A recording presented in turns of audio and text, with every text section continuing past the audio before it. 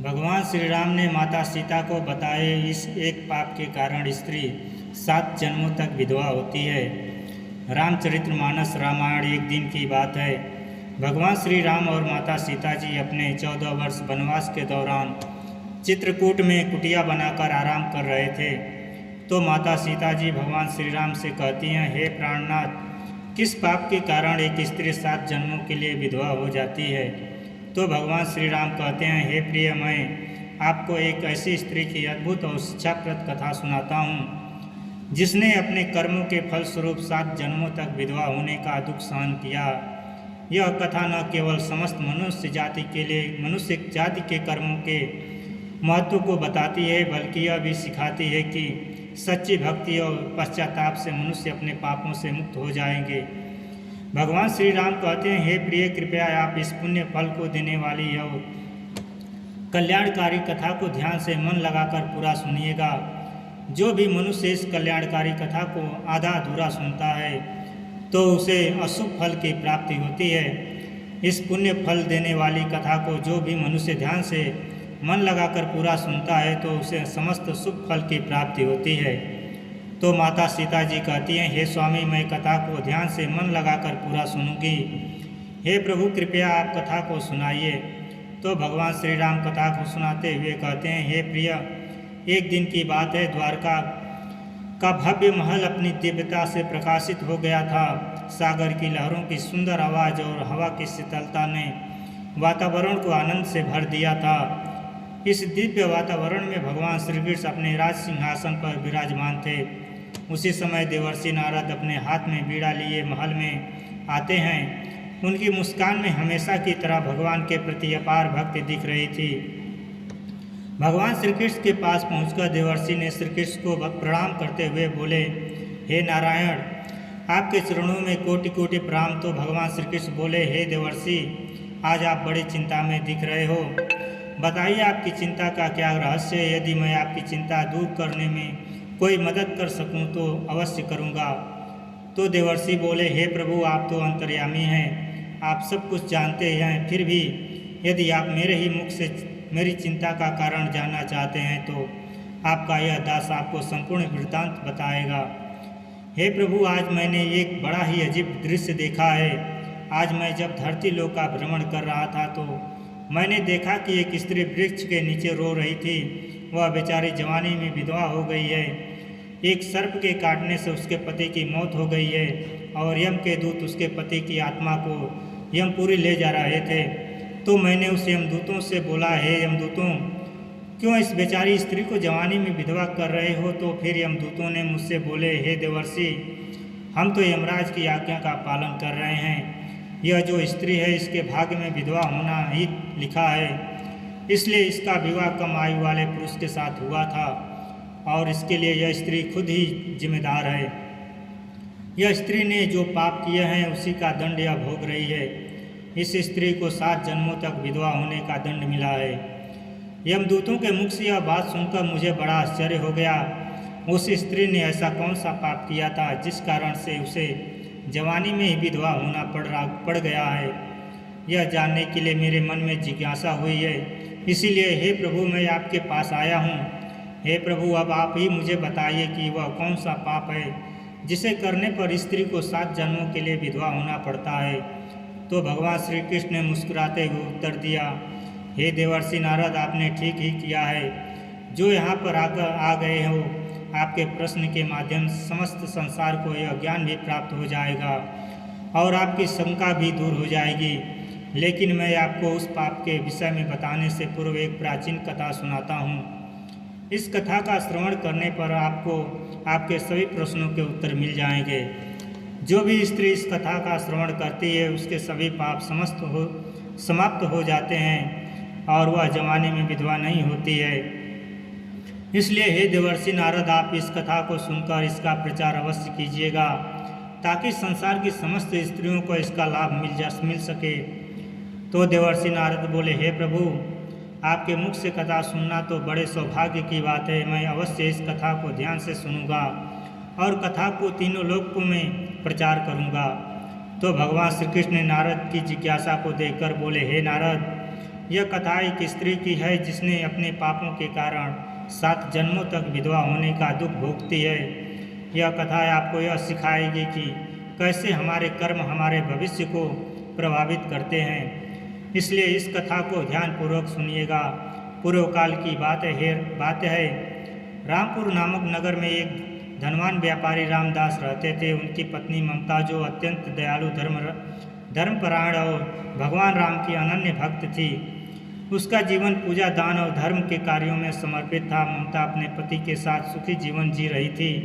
उसके पास अपार संपत्ति थी, परंतु उसके जीवन का सबसे बड़ा सुख उनका आपसी प्रेम और धर्म के प्रति निष्ठा थी। एक दिन रामदास व्यापार के लिए सिलसिले में समुद्री यात्रा पर चले गए तो उन्होंने ममता से वादा किया था कि मैं जल्दी से लौट कर आऊँगा, परंतु विधाता को कुछ और ही मंजूर था। समुद्र में भयंकर तूफान आ गया जिसने उनकी नाव को पलट दिया। रामदास ने भगवान का स्मरण किया, परंतु उनका समय हो गया था। भगवान श्री राम कथा को सुनाते हुए कहते हैं, हे देवी सीते, फिर उनकी नाव डूब गई और उनके साथ सभी व्यापारियों की भी मृत्यु हो गई। तो ममता को जब यह दुखद समाचार मिला तो ममता के जीवन में शोक में डूब गया था। उसका हृदय बुरी तरह टूट गया था। उसने सोचा कि नियति ने मेरे साथ यह अन्याय क्यों किया। फिर उसने अपनी सारी संपत्ति भगवान राम को समर्पित करने का निर्णय कर लिया और रामपुर के मंदिर के पुजारी के पास जाकर बोले, हे पुजारी जी, मैंने जीवन भर धर्म का पालन किया है, परंतु अब मेरा जीवन शोक में डूब गया है। कृपया आप इस संपत्ति को भगवान राम के चरणों में अर्पण कर दीजिए और इसे धर्म के कार्यों में उपयोग करें। तो पुजारी ने ममता की व्यवस्था को समझते हुए बोले, माँ, आपका यह निर्णय असीम पुण्य का कार्य है। भगवान श्री राम आपके दुख को हर के और आपको शांति प्रदान अवश्य करेंगे। परंतु इस समय इस दान के बाद भी ममता को शांति नहीं मिली थी। उसके मन में यह प्रश्न था कि उसने ऐसा कौन सा पाप किया है जो उसे इस दुख का सामना करना पड़ रहा है। तो उसने सुना था कि महान ऋषि रामशरण, जो दिव्य ज्ञान और योग बल के धनी थे, वे पास के वन में तपस्या कर रहे थे। तो फिर ममता ने निश्चय किया कि मैं उनसे मिलकर अपने दुख का कारण पूछूंगी। इतना सोचकर वह ऋषि के आश्रम की ओर निकल गई। तो ममता ने ऋषि रामशरण के आश्रम में जाकर उसके चरणों में प्रणाम किया और अपने दुख को बताने लगी। तो उसकी आंखों में आंसू थे और उसका हृदय दुख से भरा हुआ था। तो ममता ने ऋषि रामशरण से बोली, हे ऋषिवर, मैंने जीवन में कोई पाप नहीं किया है, सदैव धर्म का पालन किया है और भगवान श्री राम की भक्ति में जीवन बिताया है। फिर भी मेरे पति की इतनी जल्दी मृत्यु हो गई है। अभी तो मुझे संतान भी नहीं मिली थी और मेरे पति मुझे छोड़कर परलोक चले गए हैं। आखिर किस पाप के कारण मुझे विधवा होना पड़ा है? कृपया मुझे बताइए कि मेरे साथ ऐसा क्यों हुआ है। तो ऋषि रामशरण ने उनकी बात ध्यान से सुने और बोले, हे बेटी, मनुष्य के साथ जो कुछ भी होता है वह उसके भाग्य के अनुसार ही होता है। उसके भाग्य में जो लिखा रहता है वही होता है, उसे कोई बदल नहीं सकता है। परंतु तुमने पूछा है इसलिए मैं तुम्हारे पूर्व जन्मों के रहस्यों के बारे में जानकर तुम्हें बताता हूँ। मैं अपने योग बल की शक्ति से तुम्हारे पूर्व जन्मों का इतिहास जानने का प्रयास कर रहा हूँ। और फिर ऋषि रामशरण ने अपनी आंखें बंद की और ध्यान मुद्रा में होकर ममता के पूर्व जन्मों को देखने लगे। भगवान श्री राम कहते हैं, हे देवी सीते। फिर कुछ समय बाद उन्होंने अपनी आंखें खोली और बोले, हे बेटी, तुम्हारे पिछले जन्मों में कुछ ऐसे पाप हैं जिनके कारण तुम्हें इस जीवन में यह दुख भोगना पड़ रहा है। मैं तुम्हें उन सभी जन्मों की कथा सुनाता हूँ जिससे तुम्हें अपने वर्तमान दुख का कारण समझ में आ जाएगा। तो ममता बोली, हे ऋषिवर, कृपया मुझे मेरे पूर्व जन्मों की कथा अवश्य सुनाइए, मैं यह जानने के लिए उत्सुक हूँ। भगवान श्री राम कहते हैं, हे देवी सीते। फिर ऋषि रामशरण कहते हैं, हे बेटी, तुम्हारा पहला जन्म सत्यनगर नामक नगर में हुआ था। उस समय तुम्हारा नाम मुनि था और तुम एक विद्वान पंडित परिवार में जन्मी थी। तुमने धर्मपति नामक पंडित से विवाह किया था जो वेदों के ज्ञाता और धर्म के प्रति अड़िग थे। तुम्हारा जीवन सुखमय था और तुमने अपने पति के साथ मिलकर धर्म के अनेक कार्य किए थे। परंतु एक दिन धर्मपति वन में सामग्री लाने के लिए गए थे तो उस वन में आकाश से बिजली गिरने के कारण आग लग गई थी जो तो वह उस वन में लगी हुई अग्नि में फिर गए और गिर गए थे और उनकी मृत्यु हो गई थी। तो तुम्हारे इस जीवन में भी धर्म का पालन किया और विधवा होकर भगवान की सेवा में लीन हो गई हो। भगवान श्री राम कहते हैं, हे देवी सीते। फिर ऋषि रामशरण कहते हैं, हे पुत्री, अब तुम्हारे दूसरे जन्म की कथा सुनो।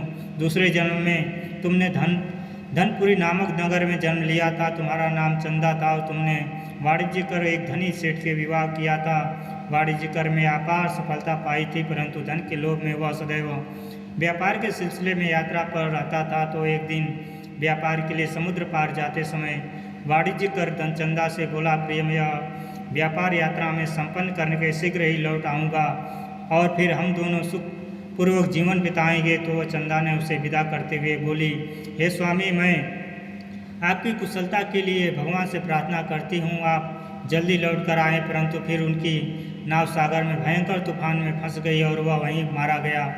तो तुमने इस जीवन में भी धर्म का पालन किया और विधवा रहकर भगवान की भक्ति में लगी हो। भगवान श्री कृष्ण कहते हैं, हे देवी सीते। भगवान श्री राम कहते हैं, हे देवी सीते। ऋषि रामशरण बोले, हे प्रभु, हे पुत्री, अब तुम्हारे तीसरे जन्म के बारे में सुनो। तीसरे जन्म में तुमने इलाहाबाद में भाग्यवती नामक एक पंडित कन्या के रूप में जन्म लिया था। दूसरा विवाह रघु नामक यज्ञकर्ता पंडित से हुआ था, जो वेदों के गहरे ज्ञाता और अग्निहोत्र के विशेषज्ञ थे। तुम्हारा जीवन सुखमय था, परंतु एक दिन यज्ञ के दौरान रघु को अचानक हृदय आघात हुआ और उनकी मृत्यु हो गई। मृत्यु के पूर्व रघु ने अंतिम समय में भाग्यवती से बोला, प्रिय भागवती, मैं जानना चाहता हूँ कि मेरा समय आ गया है, परंतु तुम्हें धैर्य रखना है और धर्म के मार्ग पर चलते रहना है। तो भाग्यवती ने रोते हुए बोली, हे स्वामी, मैं आपके बिना यह जीवन कैसे बिताऊंगी, परंतु मैं आपके निर्देशों का पालन करूंगी और धर्म का मार्ग नहीं छोड़ूंगी। ऋषि रामशरण कहते हैं, हे पुत्री, इस प्रकार से तुमने इस जीवन में भी धर्म का पालन किया और विधवा होकर भगवान की सेवा में लीन है।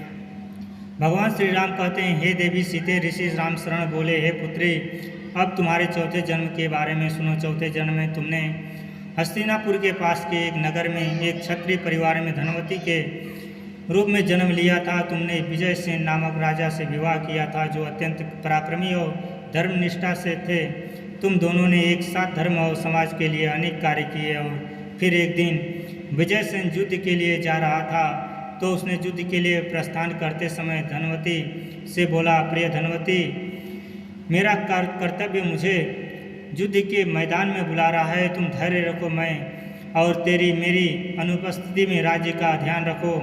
तो धनवती ने अपनी चिंता प्रकट करते हुए बोली, हे स्वामी, मुझे आपके बिना जीवन की कल्पना भी नहीं है, परंतु मैं आपकी आज्ञा का पालन करूंगी और धर्म के पालन करूंगी। परंतु युद्ध के दौरान विजयसेन ने वीर को गति को प्राप्त किया, तो तुमने इस जीवन में भी विधवा होकर धर्म का पालन किया और अपने पति के आदर्शों का अनुसरण किया है।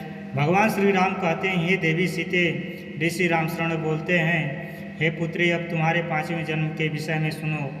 पांचवें जन्म में तुमने रमा नामक एक तपस्विनी के रूप में जन्म लिया था। तुमने याज्ञानी नामक ऋषि से विवाह किया है, जो तप और साधना में लीन रहते थे। तुम्हारा जीवन धर्म और तपस्या में बीत रहा था, परंतु एक दिन जब ऋषि ध्यानरत ने थे, तो एक विषैले सर्प ने डस लिया और उनकी मृत्यु हो गई। तो तुमने इस जीवन में भी विधवा रहकर तप और धर्म का पालन किया है। जो ऋषि ज्ञानी ने अंतिम समय में रमा से बोला, प्रिय रमा, मेरी तपस्या अब समाप्त हो गई है, तुमने सदैव मेरा साथ दिया है और मेरी तपस्या में सहयोग किया है। मैं तुमसे आग्रह करता हूँ कि तुम इसी प्रकार धर्म का पालन करती रहो।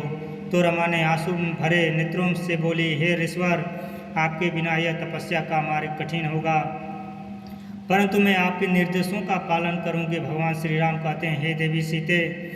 ऋषि रामशरण कहते हैं, हे पुत्री, अब मैं तुम्हें तुम्हारे छठे जन्म के विषय में सुनाता हूँ। छठे जन्म में तुमने अयोध्या के एक धनी परिवार में जन्म लिया था। तुम्हारा विवाह रामदेव नामक सेठ से हुआ था, जो व्यापार में अत्यंत सफल थे। तुम्हारा जीवन सुखमय था, परंतु एक दिन रामदेव का रथ एक गहरे गड्ढे में गिर गया था और उसकी मृत्यु हो गई। तो तुमने इस जीवन में भी विधवा होकर भगवान की भक्ति की है और धर्म का पालन किया है। ऋषि रामशरण बोले, हे पुत्री, अब मैंने तुम्हें तुम्हारे 6 जन्मों के विषय में बता दिया है। अब मैं तुम्हारे उस जन्म के बारे में बताता हूँ जो इस 6 जन्मों से पहले हुआ था। उस जन्म में तुमने ऐसा पाप किया था जिस कारण से तुम्हें 7 जन्मों तक विधवा होना पड़ा है।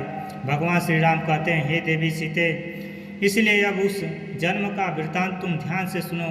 ऋषि रामशरण कहते हैं, हे पुत्री, तुम्हारे उस जन्म में तुम रामपुर नामक नगर में एक धनवान सेठ की बेटी थी। तुम्हारा नाम चांदनी था। चांदनी अत्यंत सुंदर थी, परंतु उसकी सुंदरता के साथ साथ उसमें अहंकार, लालच और कठोरता भी थी। उसने सभी धर्म और मर्यादा का पालन नहीं किया था और सदैव अपने सुख और इच्छाओं को पूरा करने में लगी रहती थी। हे पुत्री, अब चांदनी की कथा को सुनो। चांदनी के पिता ने उसका विवाह एक अत्यंत गुणवान धर्मपरायण और सदाचारी युवक धर्मवीर से करा दिया था। धर्मवीर सत्यवादी, दयालु और भगवान के अनन्य भक्त थे। वह सदैव चांदनी का सम्मान करता था और उसे सुखी रखने का प्रयास करते थे, परंतु चांदनी को उनका यह धार्मिक और सरल स्वभाव पसंद नहीं था। वह हमेशा उनसे असंतुष्ट रहती थी और उनका अपमान करती थी। तो एक दिन चांदनी ने धर्मवीर से क्रोधित होकर बोली, तुम्हारी यह धार्मिकता और सादगी मुझे बिल्कुल पसंद नहीं है। ना तुम्हारे पास धन है, ना ही तुम मुझे वह सुख दे पा रहे हो जिसकी मैं हकदार हूँ। मैं इस नीरस जीवन से तंग आ गई हूँ। तो धर्मवीर ने शांत स्वर में उत्तर दिया, चांदनी, धन और सुख सुविधाएं जीवन का सार नहीं है। सच्चा सुख धर्म और सत्य के मार्ग पर चलने से मिलता है। मैं तुम्हें संसार सुख देने में भले ही असमर्थ हूँ, लेकिन मैं तुम्हारे प्रति सच्चा और समर्पित हूँ। परंतु चांदनी ने उनकी बातों को अनसुना कर दिया और अपने मन में उनके प्रति और भी कुटिलता भर गई।